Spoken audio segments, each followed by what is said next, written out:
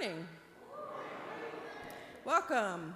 Welcome to Olympia Brown Unitarian Universalist Church. Welcome to everyone here in person and everyone joining us on YouTube, both now and in the future. I am Carolyn Churchill. My pronouns are she, her. Our welcome words this morning are from Alex Riley. It is good to be together in this co-created sacred space where all are welcome. How you experience or express gender is welcome here. Who and how you love is welcome here. Where you are from and where you are in your journey is welcome here. Whether you come full of energy or find yourself running on empty, you are welcome here. You are a part of a beloved community that is sacred because each of us is sacred. Each of us is always held in a larger love. It is good to be together.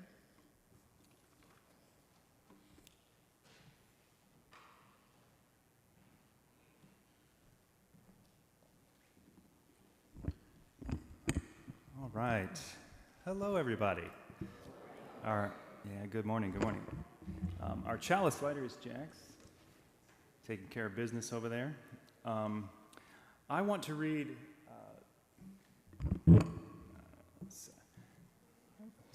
remembering how to do this. I want to read a little bit of a poem by Johann Schiller. It's the poem that's picked up at the end of Beethoven's Ninth. If you listen to that, I'm not going to read it in German, but I do like if you listen to the end of it, Freude. So anyway, joy. But anyway, I'm going to read it in English. Joy, beautiful spark of divinity, daughter of Elysium, we enter drunk with fire. Holy One, thy sanctuary, thy magic binds again. What custom strictly divided all people became siblings. Where they gather, where thy gentle wings abide, be embraced millions, all people, all people. I read this because it comes at the end of the chapter called The Coming of the Lord in this book, Black Reconstruction in America.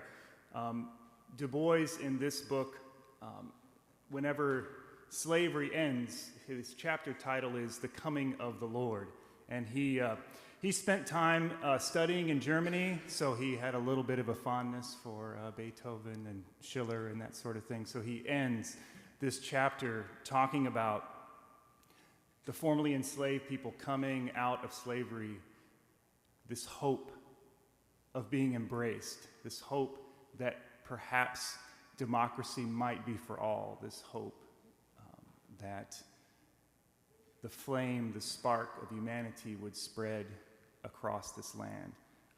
So as we light the chalice this morning, I invite us to sit in that idea of the coming of the Lord.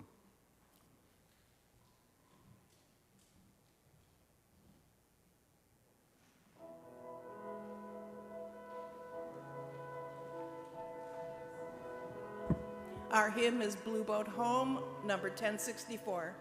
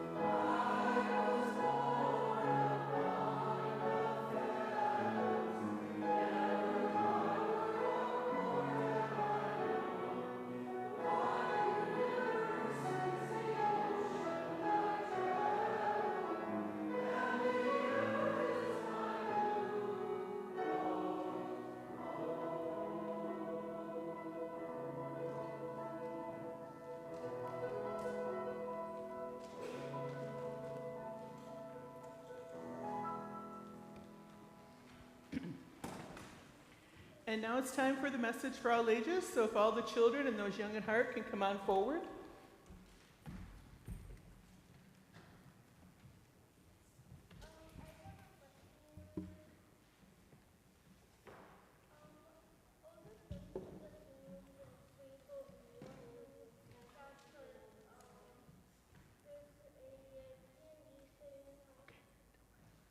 So, a couple months ago, Peter Meyer, who wrote Blue Boat Home, was in concert here in Racine, and a bunch of us from church went.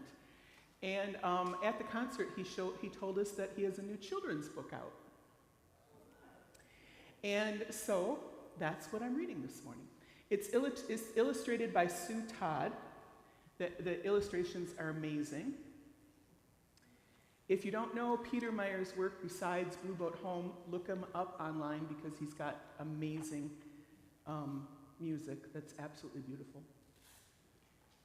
So, the book has mostly the lyrics that we just sang. Though below me I feel no motion, standing on these mountains and plains, far away from the rolling ocean, still my dry land heart can say, I've been sailing all my life now, never harbor or port have I known. I love this picture because look at all the different types of people with different skin colors, and you can even tell they probably have different religions. Well, they definitely have different religions.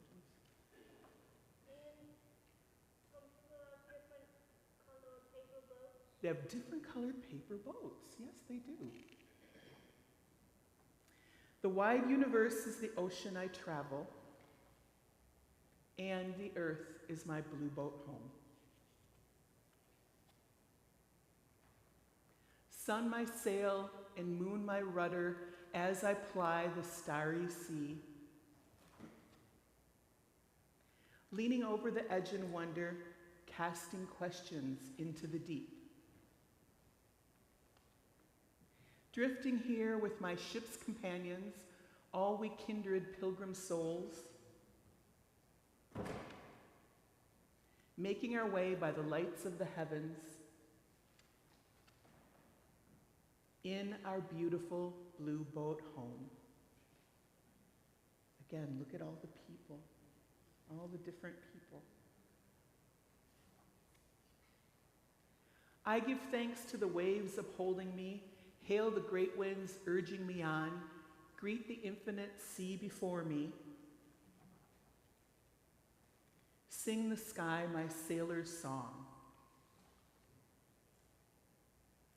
I was born upon the fathoms, never harbor or port have I known. I'm sure all of you know this last lyric. The wide universe is the ocean I travel, and the earth is my blue boat home. Isn't it wonderful? So that's something you can all give children in your family because I think the images are absolutely beautiful. Okay, now it's time for the children's blessing.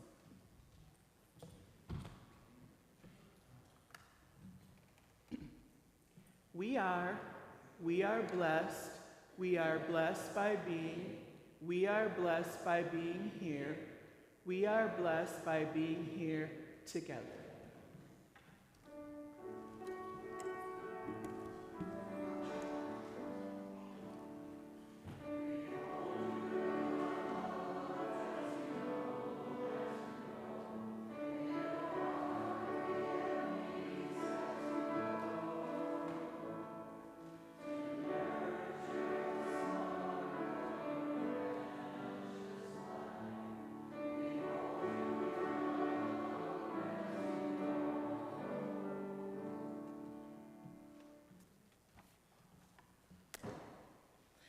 There are many ways we give to the life of our church, and the monetary offering is just one of these ways. Each month, we partner with a local organization and share the money we collect. Our partner for July is John 23rd Educational Center, and here to tell us about it is Darcy Green.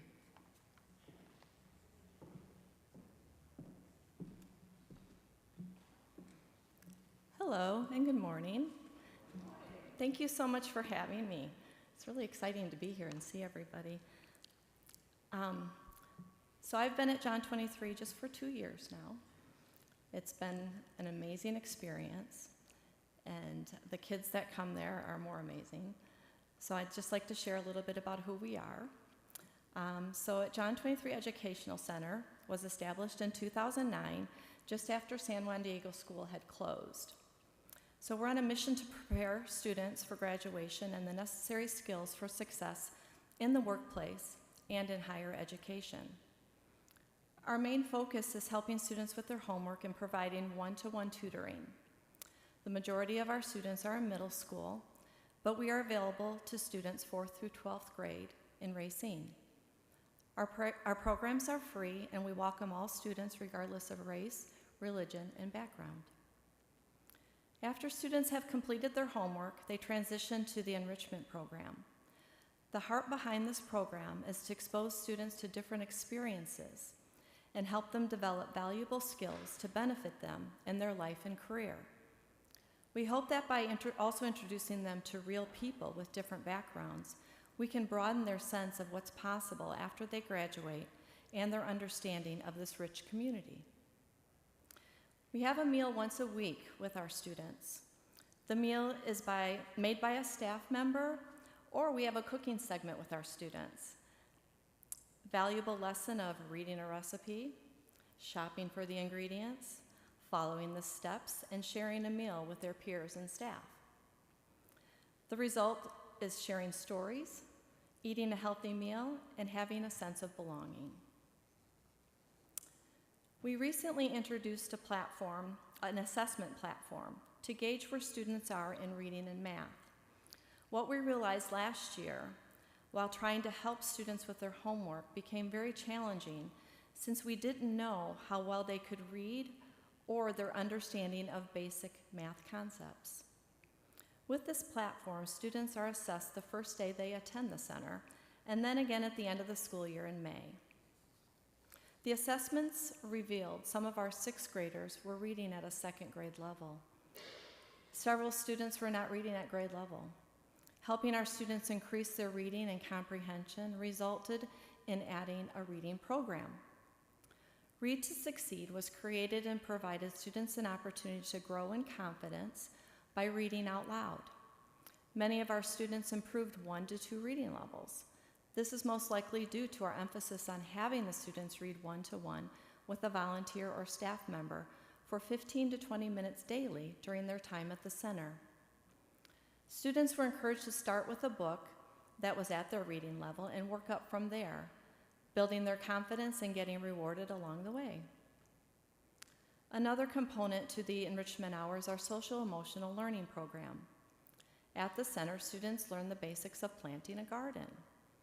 The seeds were germinating in the classroom prior to planting in the ground.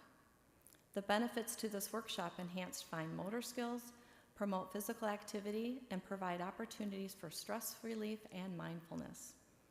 We continue to care for the garden, and once vegetables are ready, our students and their families will have the opportunity to enjoy their harvest. We are currently piloting a summer program that started this June and will continue through August. The objective is to keep the spark alive over the summer, encouraging students in our community to continue learning and developing life skills through purposeful fun at no cost to them. Also included during summer programming is our one-to-one tutoring. The objective is to provide personalized academic support for students during the summer to help prevent students' educational regression while they are out of school. So we continue to add programs and enhance current ones based on our students' needs. We appreciate our community and stakeholders who believe in our mission. We appreciate our volunteers and are looking to grow our numbers. If you're interested in working with our students, there are several opportunities to do so. Feel free to reach out to me directly. As we look ahead with a goal to hire additional staff, continue to provide assessments in reading and math, and increase the number of days for our summer program next year, your financial support is always welcome. Thank you for your time and allowing me to share what an amazing resource John 23 Educational Center is to racing students and their families. Thank you.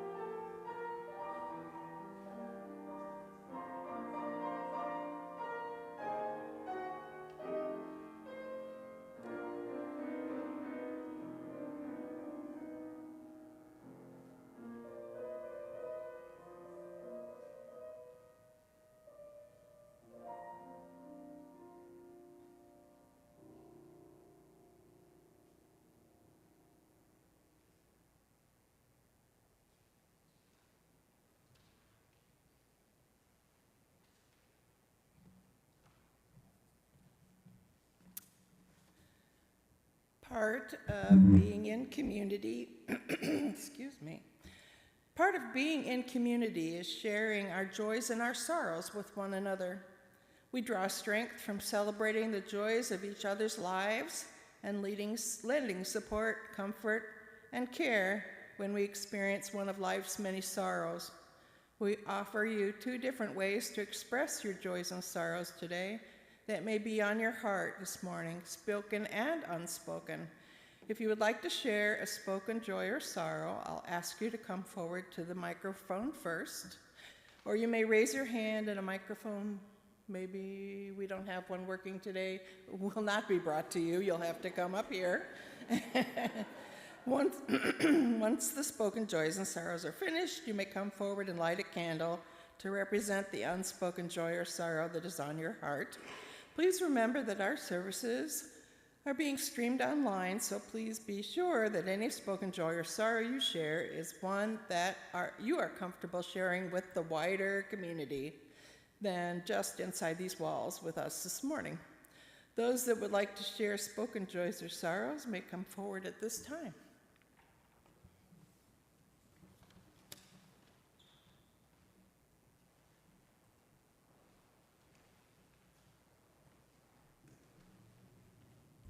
Good morning, I'm Jody Spencer. I just spent the past 4 days with local elected officials from all across the country, and I just want to share my joy of how brave and incredible so many locals are. This is through local progress, and I came back feeling so inspired.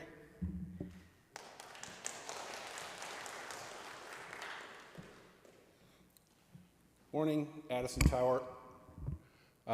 Several joys. We had our traditional 4th of July celebration, watching the parade. My mom is ideally situated a block from the parade and a block from the lake and the fireworks, so she hosts however many want to show up at her house to watch the parade, and we have the traditional 4 a.m. stand on the street to reserve our spot. And there was rain this year, so that was different. But and my brother Cameron, who's here today, was able to come out and enjoy all that with us. And then my mother Sharon Petrock had a heart ablation earlier this week, and that went swimmingly and feels great. So many joys.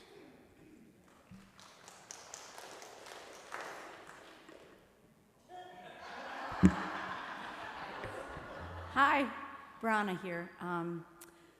A sad bit of news. Jan F. Is in hospice care right now and needing all of your positive energy that you can send both her way and John's. Thank you.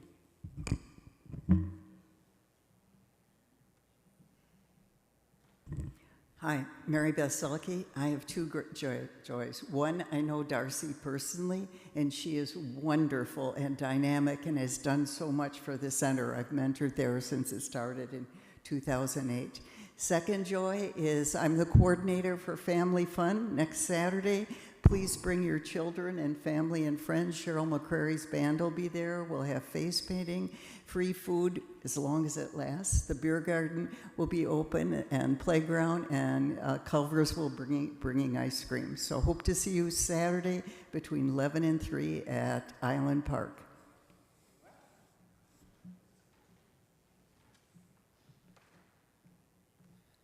Hi, I'm Joe Pooray, and I have a joy that I was in a car accident, but I'm just bruised. I wasn't hurt badly, so that was good.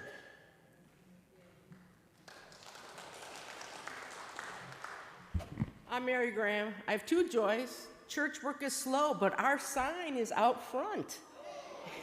I saw it when I came in today, so that was exciting. It takes time.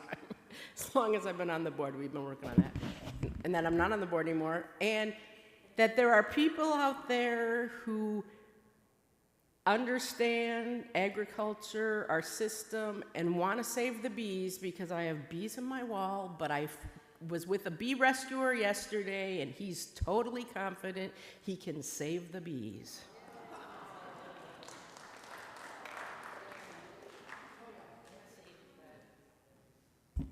Ruth Bradford Johnson, she, hers.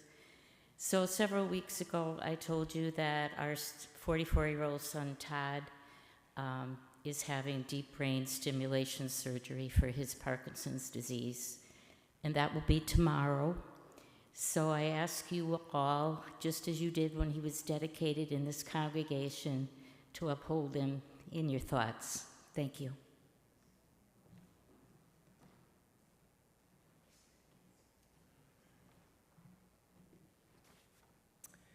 And if you would like to light a candle for an unspoken joy or sorrow, you may come forward at this time.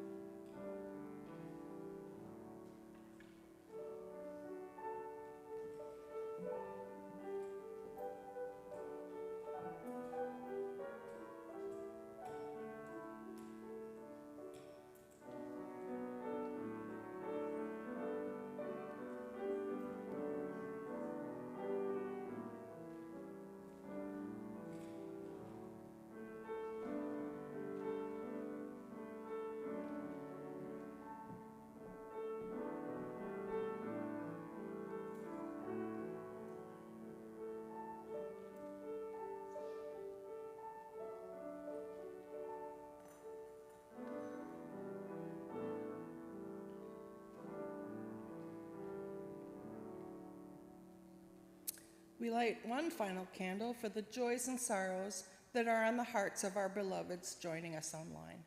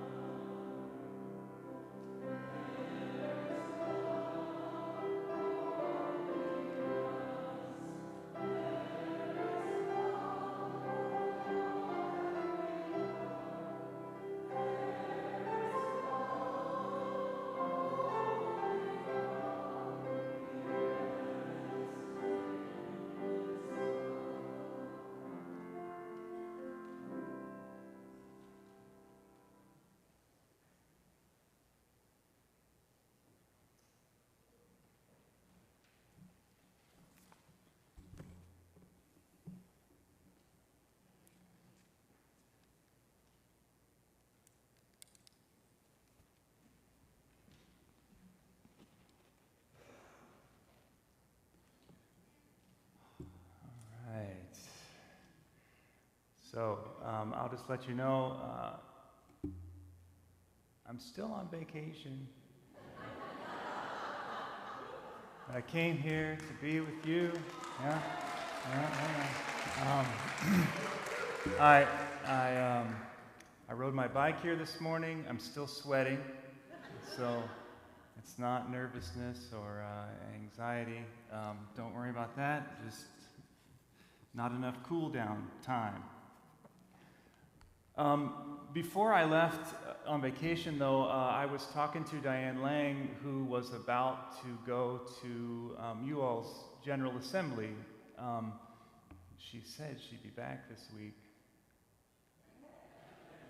So I'm going to have a word with her, you know. Anyway, one of the, I don't know what you all call them. I mean, I don't know. I mean, I'm sorry to be the Presbyterian coming to talk to you about your own General Assembly.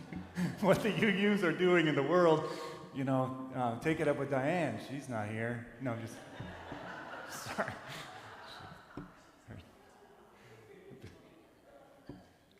Bill's never going to sharpen my knives again. Anyway, but we'll see.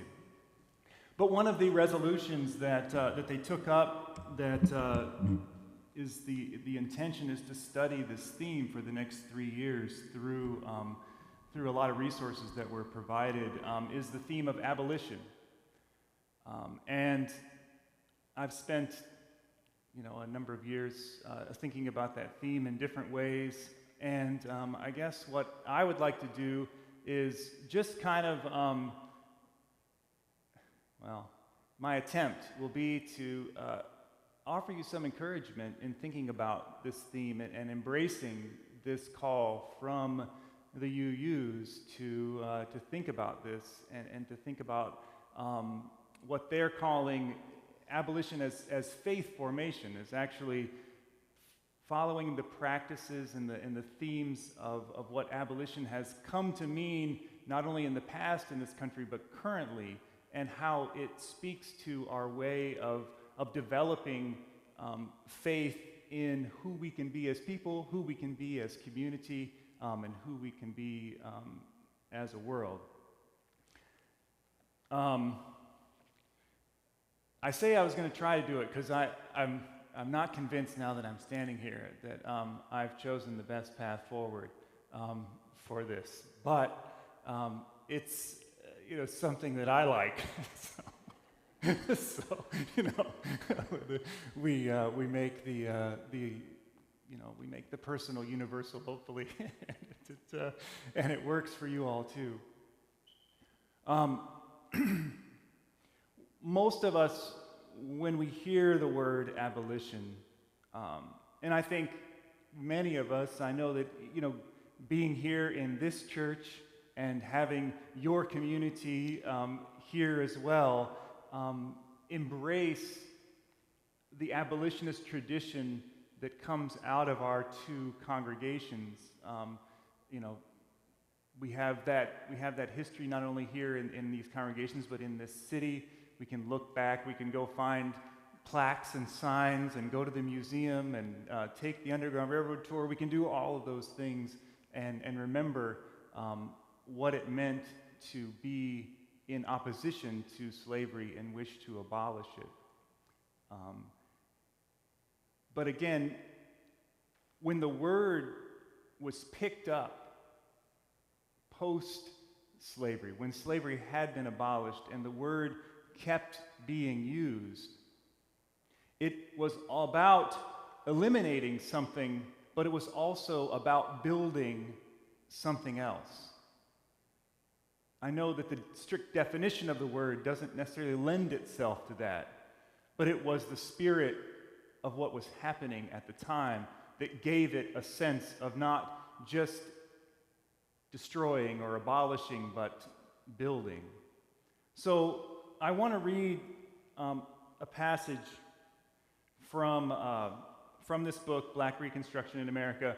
Obviously, I would recommend it to you, but oh my goodness gracious.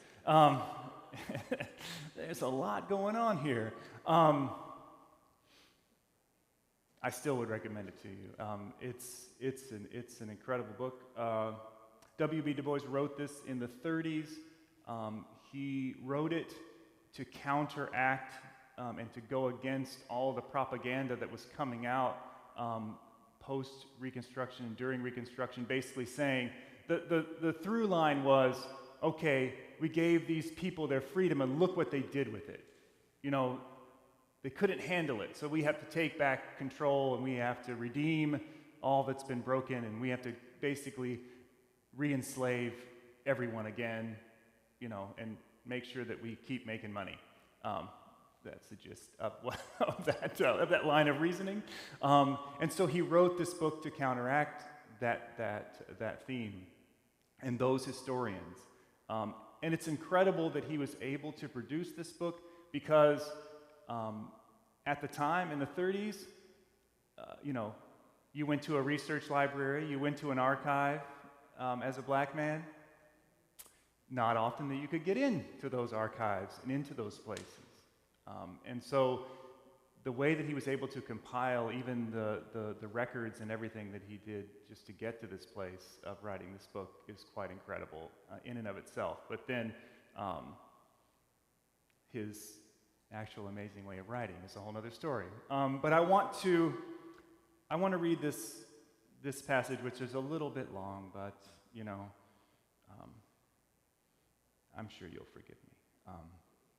So this is again from the chapter called "The Coming of the Lord," which is I explained earlier, so I won't go back into that. But this is his kind of rehashing what happened in the Civil War, and then asking us to focus on something. So he says, "It was not the abolitionists alone who freed the slaves. The abolitionists never had a real majority of people of the United States to back them. Freedom for the slave was the logical result of a crazy attempt to wage war in the midst of 4 million black slaves, and trying the while sublimely to ignore the interest of those slaves in the outcome of fighting. Yet these slaves had enormous power in their hands. Simply by stopping work, they could threaten the Confederacy with starvation. By walking into the federal camps, they showed the doubting Northerners the easy possibility of using them as workers and as servants, as farmers and as spies, and finally as fighting soldiers. And not only using them thus, but by the same gesture, depriving their enemies of their use in just these fields. It was the fugitive slave who made the slaveholder face the alternative of surrendering to the North or to the 4 million black slaves surrounding them. So in blood and civil war, freedom came to America. What did it mean to men or to human beings? The paradox of a democracy founded on slavery had at last been done away with. But it became more and more customary as time went on to linger on and emphasize the freedom which emancipation brought to the masters and later to the poor whites.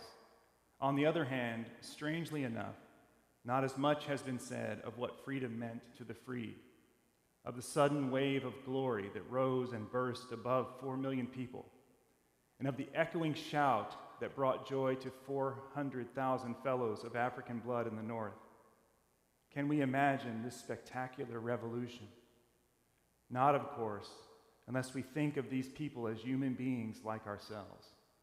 Not unless, assuming this common humanity, we conceive ourselves in a position where we are chattels and real estate, and then suddenly, in a night, become thenceforward and forever free. Unless we can do this, there is, of course, no point in thinking of this central figure in emancipation. I read this passage because this is a key point in the way that we think about history, a key point in the way that we think about the changes that happen over time.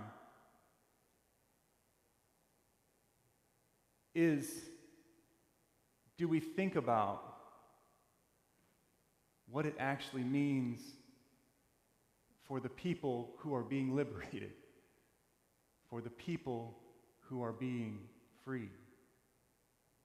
It doesn't matter what moment we choose or what cause we choose or what liberation we choose to focus on. It's about the religious, the spiritual, the human task of using these instruments that we have been given to pause and contemplate what liberation truly means to people who have been oppressed. It's important because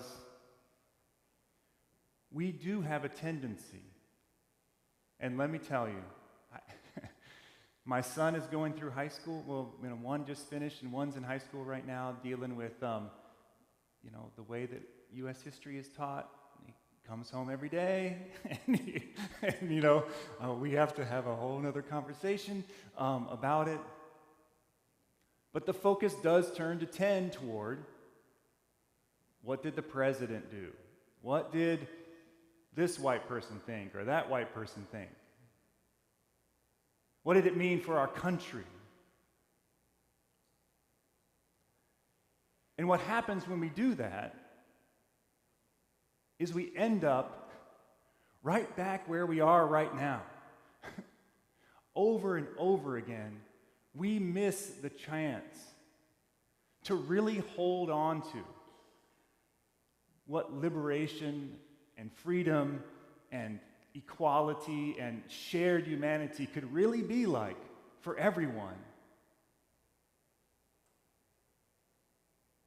Because we ride above and look over what it means to all of our fellow human beings. I think about, so I'll tell you a little anecdote from my son. My son, he came home and they were studying this period of time, and his teacher was talking about how few, abolitionists there were and how hard it, this was a difficult task, so it took a while to, da-da-da-da-da. And my son is like, well, there were a lot more abolitionists that just didn't get the name abolitionists, If you were to poll the 4 million slaves in the South, where do we imagine their sentiment would be? Where do we think their thought process might have been? Where, what would they have been thinking? But they don't make it into the history books. So we just imagine, it was maybe a Colonel Utley here, or a A.P. Dutton there, or, or somebody. No. The great mass of humanity, we're abolitionists. The minority were the people who were pro-slavery.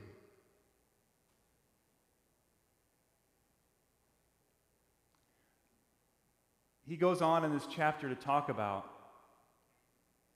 how the enslaved people who really emancipated themselves by joining the fight against the South. The first thing that they did, well, he talks about, joy and singing and this moment. But then they sought ways to get land so that they could provide for themselves, so they could create communities, so that they could have their own food and not have to worry about working for someone else or being dependent. And in the South, they created a whole school system. They wanted education. And free schools in the South would not exist without people who emancipated themselves and created that system. And on and on. And I tell you that again because that burning desire to be free, liberated people, to be fully human, builds things. It builds schools. It builds communities. It builds places where people can own their own land and provide for themselves.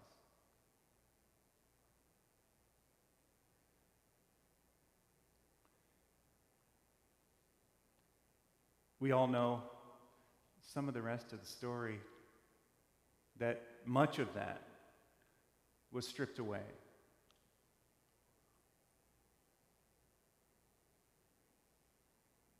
The collusion between northern property owning people and the former planters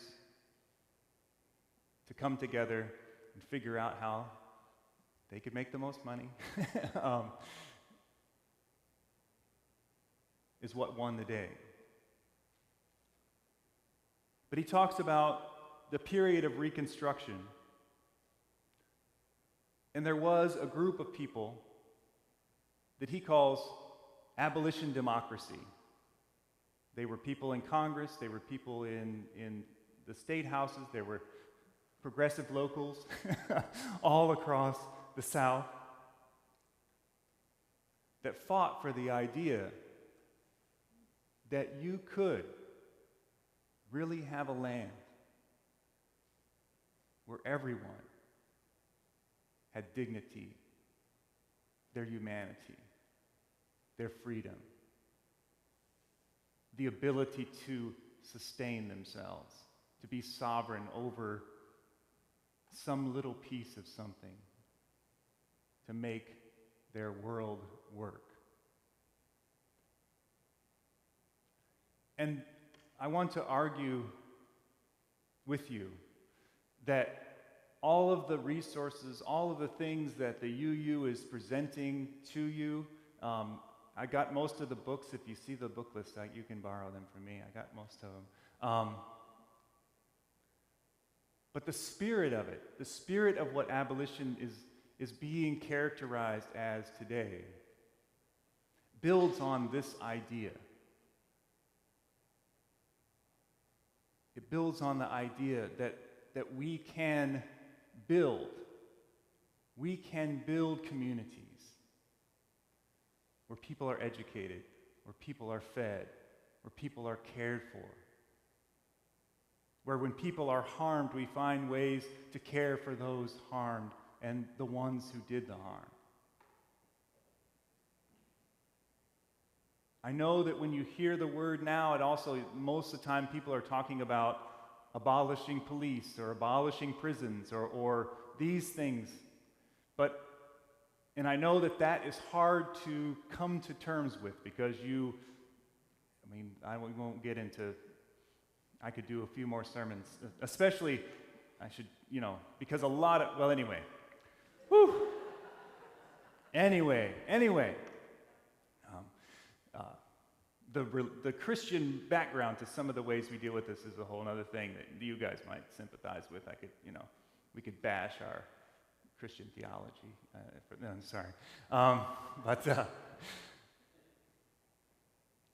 But the reason why the people who talk about defunding police or abolishing prisons or things like that is because these people don't just come out of these ideas because they don't like police. They come out of these ideas from trying to build communities and watching all of the resources that they could be using to build their communities going to police. I mean, that's where it comes from. It's communities that want to help the people that they are working with and watching them be sent away to prisons instead of find transformative and restorative ways to deal with harm that's done. It doesn't start with these big ideas that are scary. It starts with a desire for a democracy, for a distribution of the resources and the world that we've been given in a way that creates a group of people that are full of joy about the liberation and freedom that they share together. I don't know what time it is, but I see a couple people looking at clocks, so I used to have a guy in my former church that he would set his alarm, and it would like it was just on his watch, just a little, and it was in the back, just a little, tick, tick, tick, just. I have let you guys go at least 5 to 7 minutes early on 2 or 3 occasions. I'm just, I keep a little thing in the back, keep it there. Sorry. I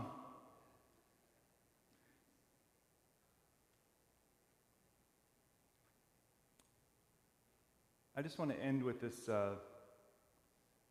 with another quote. The book is also amazing because it's like it's all this like kind of heavy history, like graphs and charts at points, but then like always at the end, and sometimes at the beginning of chapters, he comes back to these like completely lyrical, like amazing little sections here and there. But so this, I'm going to read just from near the end of the same chapter. He says, "The magnificent trumpet tones of Hebrew scripture, transmuted and oddly changed, became a strange new gospel. All that was beauty, all that was love, all that was truth, stood on top of these mad mornings and sang with the stars. A great human sob shrieked in the wind, and it tossed its tears upon the sea. Free, free, free. A great song arose, the loveliest thing born this side the seas. It was a new song. It did not come from Africa, though the dark throb and beat of the Ancient of Days was in it and through it. It did not come from white America, never from so pale and hard a thin a thing, however deep these vulgar and surrounding tones had driven. Not the Indies nor the hot South, the cold East or heavy West made that music. It was a new song, and its deep and plaintive beauty, its great cadences and wild appeal wailed, throbbed, and thundered on the world's ears with a message seldom voiced by man. It swelled and blossomed like incense, improvised and born anew out of an age-old past, and weaving into its texture the old and new melodies in word and in thought. They sneered at it, those white Southerners who hated it and never understood. They raped and defiled it, those white Northerners who listened without ears. Yet it lived and grew, Always it grew and swelled and lived, and it sits today at the right hand of God as America's one real gift to beauty and slavery's one redemption distilled from the dross of its dung. He's specifically talking about the spirituals that came out of this time period. But to me, there is, again, I think I talk about it every time I'm up here with you. We know, we all know, deep within ourselves, we embrace it in the values that you all embrace as you use. There are these simple truths of our humanity. We seek to love one another. We seek to respect the beauty and diversity of this great world that we've been given. We seek liberation from the things that would oppress and break us down. We seek to transform the world into a better place. All of that is a part of this song that never ends inside of us, calling us to build the world that we know could be. It does take tearing things down because there are people in the world who build crappy things. I mean, right? They're busy right now. Right? And we don't just tear it down because we think that they're like mean or like we don't like their ideas. We tear it down because it stops us from building the world that we know can be. We abolish those things because they stand in the way of what we're trying to build.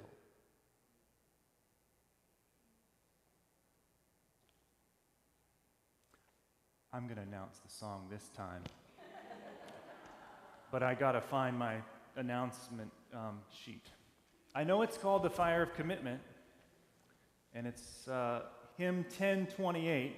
And I'll tell you what, I didn't pick any of these hymns, but this one right here goes along nicely.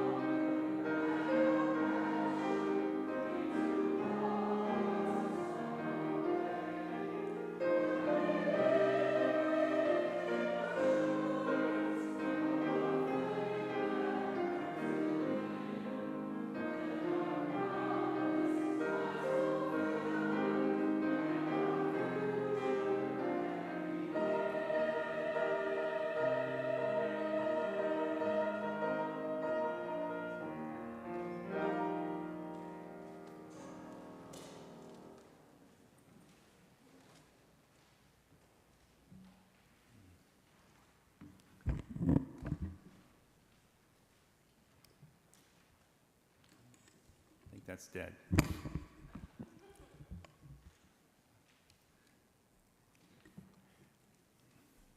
You know, I don't know if I need to say much more. That song, I mean, pretty much summed it up, right?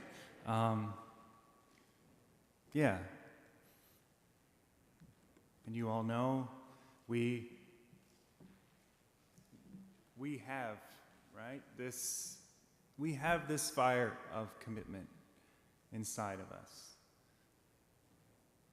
Even though we extinguish this flame, right, we carry the deep assurance of what we believe in, what we know this world can be.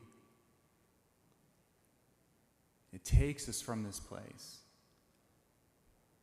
with courage, a willingness to act, to be the people we're called to be. May it never go out for each and every one of you.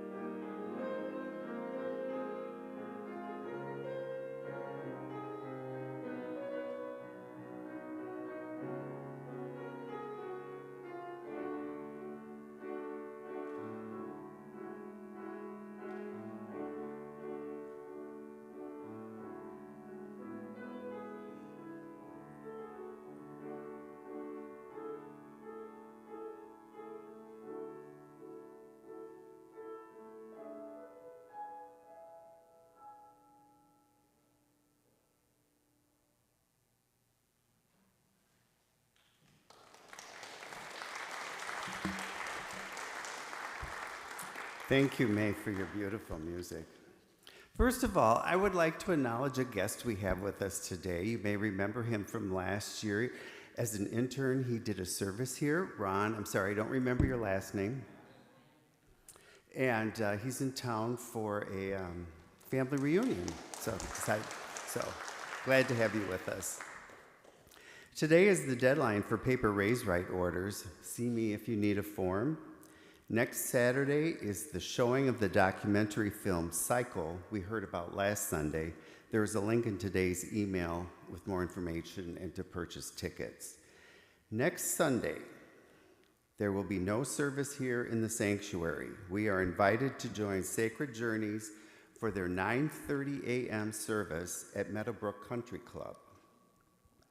Also, next Sunday at 6 p.m., there will be a celebration of life for Linda Weatherby in the chapel. It is requested that food pantry donations be made in Linda's memory. They can be brought to church in the evening for the memorial service or to church the following Sunday. Checks can also be written to OBUUC with Love Pantry / Linda Weatherby in the memo line. After the memorial service, there will be a walk over to the Love Pantry with the donations. August 17th is our church picnic at Sanders Park. I think there are a few flyers left on the table over there if you'd like to pick one up. There's more information too in the email today. Allies are needed to support local immigrants when ICE is in Racine.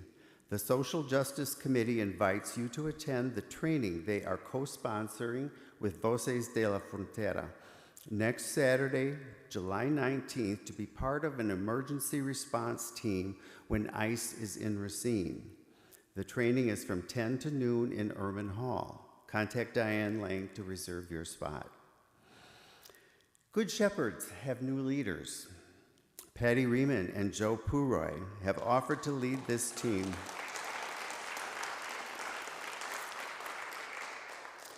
As soon as they gather all the information from Devi and have set up the communication system they prefer, we will send a launch email. Thank you, Joe and Patty, for taking on this important work. For more information and details about some of these announcements, along with others and community announcements, see your Sunday email. Thank you to our volunteers today, our ushers, Pam Smiley and Nancy Westman, our Zoom host, Patty Riemann, and our coffee hour hosts, Rachel Trobaugh, Luan Wells, and Mary Beth Zilke. That's all for announcements. Please join us for coffee hour in Erman Hall. If you are on YouTube, log into Zoom for your coffee hour. The link is in today's email.